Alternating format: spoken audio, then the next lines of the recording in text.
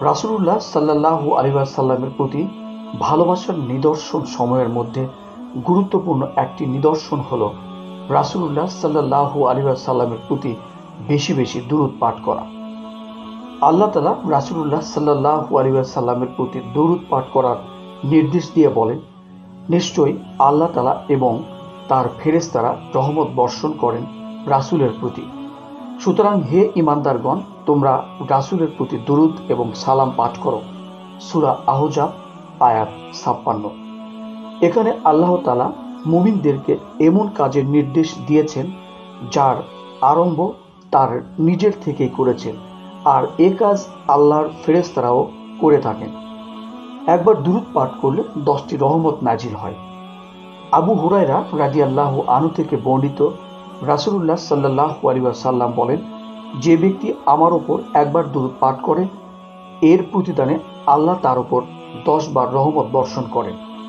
অন্য বর্ণনায় আছে, রাসূলুল্লাহ সাল্লাল্লাহু আলাইহি ওয়াসাল্লামের ওপর একবার দুরূদ পাঠ করবে, আল্লাহ তাআলা তার ওপর 10টি রহমত নাজিল করবেন, তার 10টি গুনাহ মাফ করে দিবেন এবং তার জন্য 10টি মর্যাদা বাড়িয়ে দেবেন। আবু হুরায়রা রাদিয়াল্লাহু আনহু থেকে বর্ণিত, তিনি বলেন, রাসূলুল্লাহ সাল্লাল্লাহু আলাইহি ওয়াসাল্লাম বলেছেন, আমার কবরকে তোমরা আনন্দোৎসবের জায়গা পরিণত করো না, বরং আমার উপর দুরূদ পাঠ করো, কারণ যেখানে তোমরা অবস্থান করো না কেন তোমাদের দুরূদগুলো আমার নিকট পৌঁছে যায়। আবু হুরায়রা রাদিয়াল্লাহু আনহু থেকে বর্ণিত, তিনি আরো বলেছেন, রাসূলুল্লাহ সাল্লাল্লাহু আলাইহি ওয়াসাল্লাম বলেন, যখনই তোমাদের মধ্যে কেউ আমার উপর সালাম পাঠ করে আল্লাহ তাআলা তখনই আমার রূহ ফেরত দেন এবং আমি তার সালামের উত্তর দিই।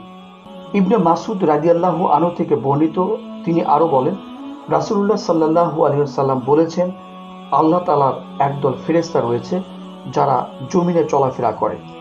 আমার উম্মতের মধ্যে যারা দুরূদ পাঠ করে তারা এ দুরূদকে আমার কাছে পৌঁছে দেয়।